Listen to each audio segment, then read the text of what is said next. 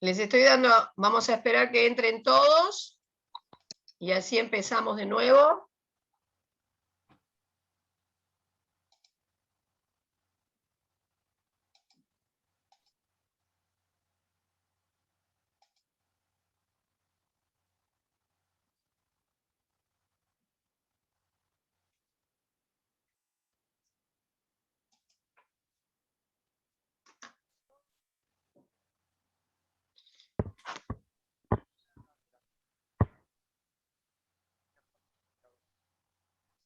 Van entrando. Igual, me parece, ¿eh?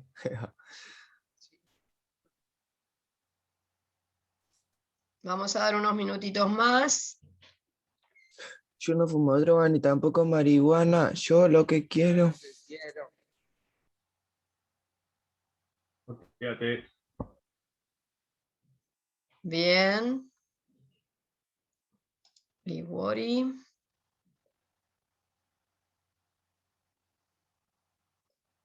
No me acuerdo cuántos habían hoy hace un rato. ¿Cuánto más tengo que esperar? A ver, uniendo.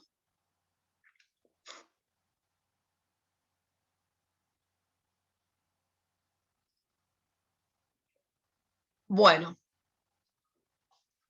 Ya. ¿Me ven ahí? Ahora sí. Sí. Esperen un segundito. Ahí. Está.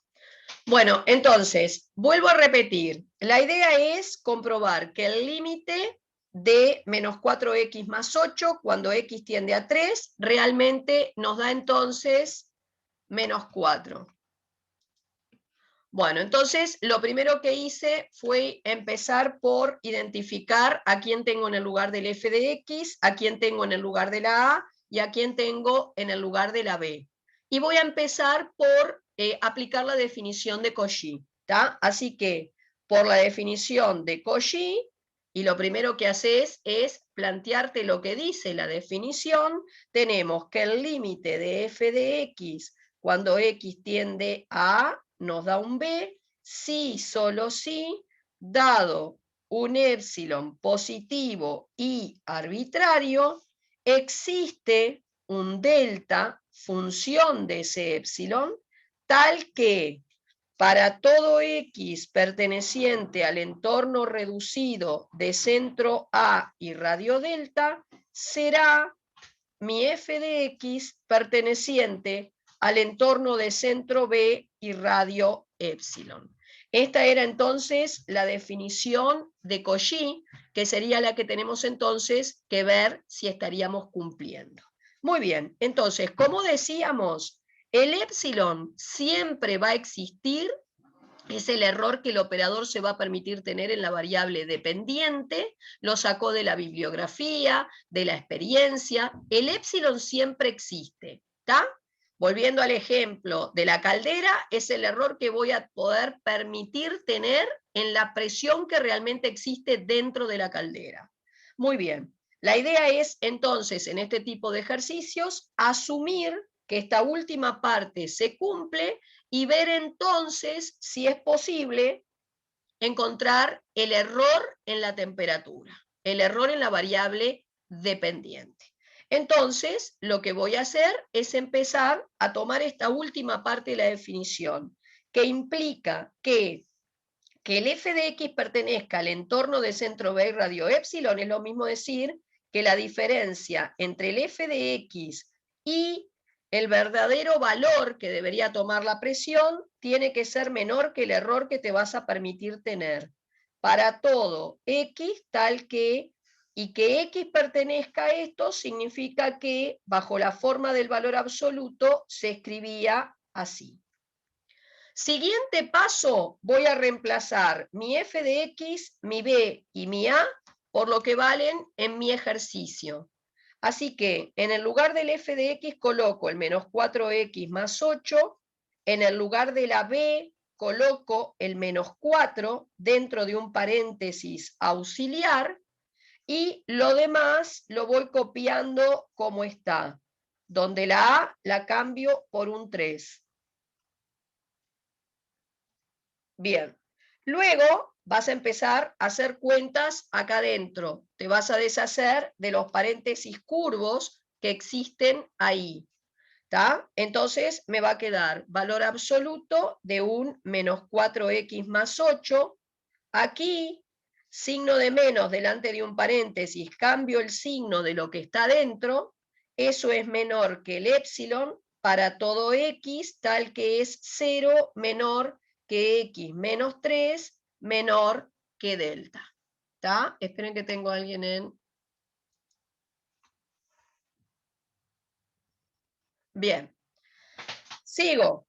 ¿Qué me queda acá adentro? Menos 4x más 12 y lo demás lo copio todo igual.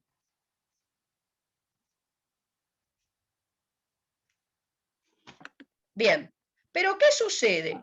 Yo, en este tipo de ejercicios, debo intentar trabajar con este primer valor absoluto para que, digamos, se transforme y en lo posible genere, por lo menos en un pedazo de él, el mismo valor absoluto que tú tenés acá al final. ¿Tá? O sea que si yo al final tengo valor absoluto de x menos 3, me tengo que ingeniar, si todo viene bien, para que acá esto se transforme generando ese valor absoluto de x menos 3. Entonces se me ocurre que lo primero que puedo hacer de allá adentro es sacar un menos 4 de factor común. Si yo saco el menos 4 de acá, solo dejo la x. Si saco un menos 4 de acá, me va a quedar un menos 3. No se olviden siempre de chequear que si hacen la distributiva regeneran exactamente los signos. Lo demás lo sigo copiando todo igual. Pero luego tú te encontrás ahí con que tenés el valor absoluto de un producto. Y si recuerdo la propiedad que dice que si tengo el valor absoluto de un producto, eso se va a poder separar en el valor absoluto de A por el valor absoluto de B, entonces a mí me va a quedar que en lugar de esto escribo valor absoluto de menos 4 por valor absoluto de x menos 3 y lo demás lo sigo copiando todo igual. Todo igual. Pero el valor absoluto de menos 4 es 4. Entonces te queda 4 por valor absoluto de x menos 3 menor que, y todo esto igual. Bien, ahora un 4 que multiplica, un 4 positivo que multiplica, puede ir al otro lado dividiendo con su signo.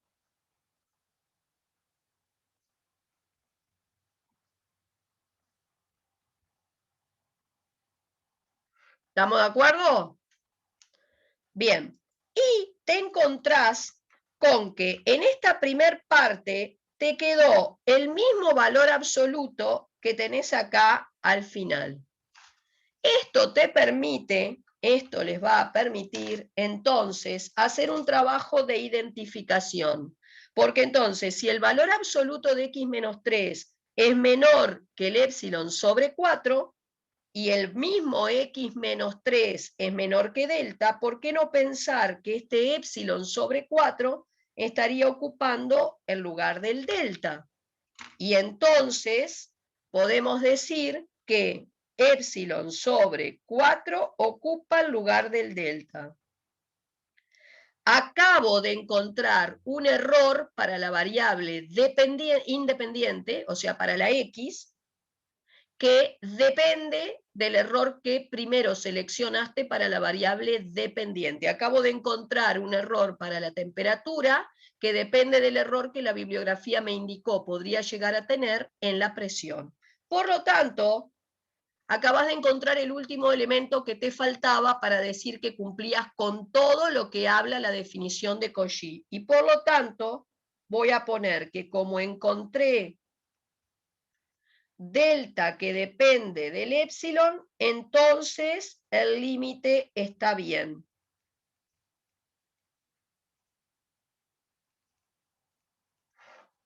¿Está? Ahora, vamos a justificar o analizar gráficamente qué es lo que implica esto. ¿Está? Vengo para acá. y voy ahora a plantear el razonamiento gráfico, ¿tá? O sea, vamos a analizar qué pasa gráficamente. Vamos a tratar de interpretar qué es lo que me ha permitido calcular ese límite. Entonces, vamos a volver a escribir, era el límite cuando x tiende a 3 de un menos 4x más 8 y el supuesto resultado es menos 4. Voy a tomar la función, la voy a sacar del ejercicio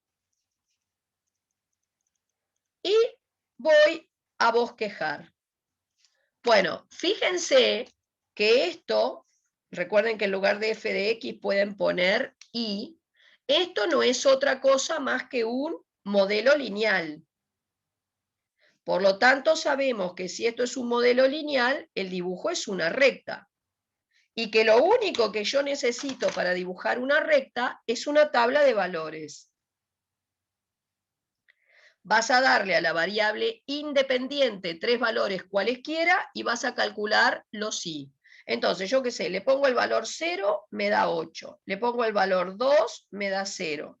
Le pongo el valor 1, me queda 4. ¿Sí? Bien. Siguiente paso, voy a ir a dibujar esto, así que voy a tomar un par de ejes coordenados.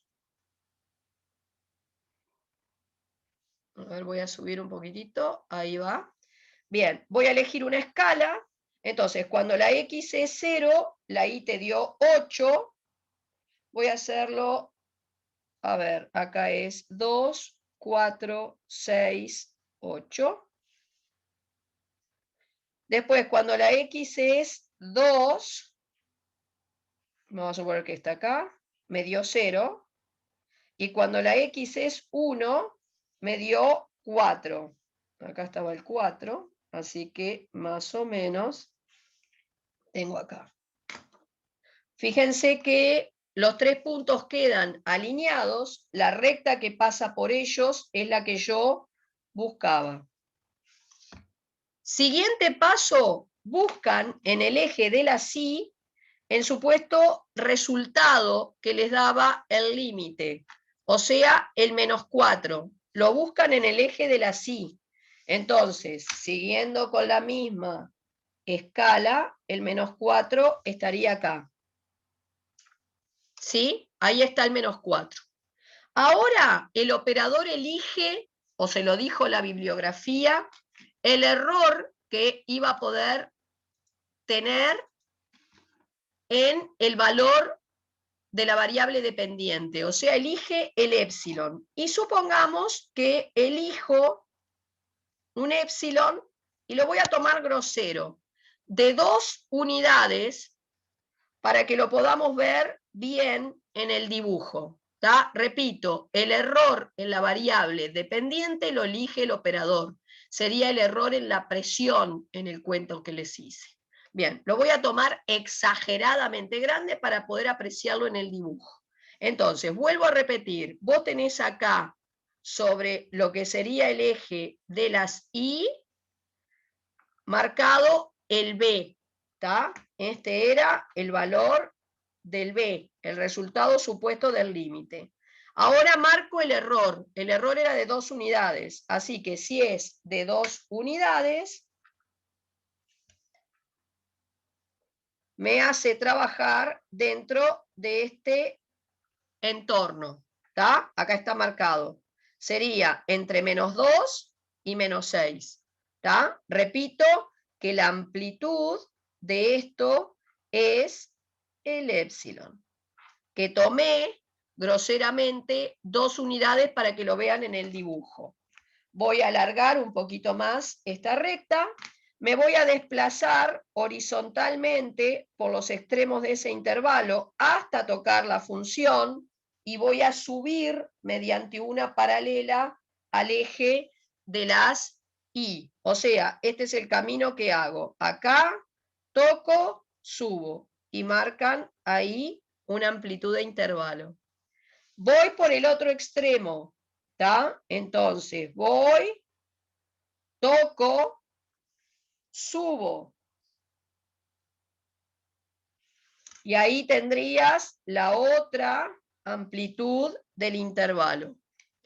En el centro de este pequeñísimo intervalo, en el centro, que exactamente está en 3, ¿sí? El centro es 3, justo 3, que era el valor de mi A, ¿sí? Mi A valía 3. Así que el centro, acá, en este intervalito pequeñito, acá, es 3. ¿Y cuál es la amplitud de ese intervalo generado? O sea, ¿cuánto mide la anchura de ese intervalito? Pequeñísimo. Bueno, si vos agarrás una regla, la amplitud vendría a ser el delta, es la distancia del centro a un extremo y del centro al otro, ¿está? Ahí hay delta. Y si lo mido con la regla, es la cuarta parte de 2, o sea que te da 0,5. ¿Está? Acá, en la escala que yo elegí, sería 0,5. Y si yo obtengo un delta de 0,5, fíjense cómo estaría de acuerdo con el valor que determiné analíticamente. Yo analíticamente determiné que el error en la variable independiente, o sea, la temperatura, era la cuarta parte que el error que te habías permitido tener en la presión. O sea, si la bibliografía me decía que en la presión podía groseramente cometer un error de 2 unidades, acabo de llegar a que el error en la temperatura es de media unidad. Y esto se ajusta a lo que yo determiné teóricamente, que es que el valor del delta era la cuarta parte del épsilon. ¿Está? ¿Entendimos hasta acá? ¿Qué es lo que me está diciendo esto? Volviendo al ejemplo de la caldera, que si yo coloco la caldera exactamente en una temperatura que cae dentro de este pequeñísimo intervalito, la correspondiente presión generada me voy a asegurar de que cae dentro de este intervalo permitido. ¿Tá? Por ejemplo, si la temperatura real es esta, está dentro de ese intervalito, vos bajás, tocas la recta, te movés horizontalmente y efectivamente la presión generada está cayendo dentro del intervalo permitido de error.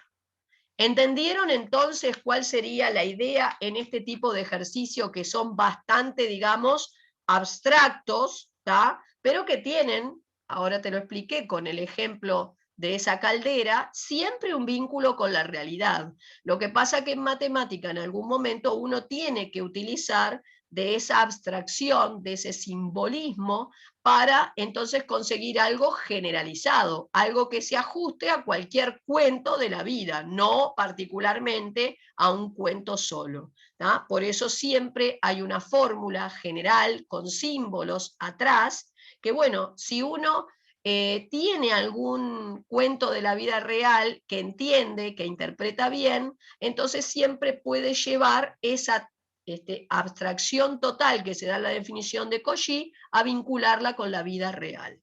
Bueno, ¿alguna pregunta que tengan entonces para hacer?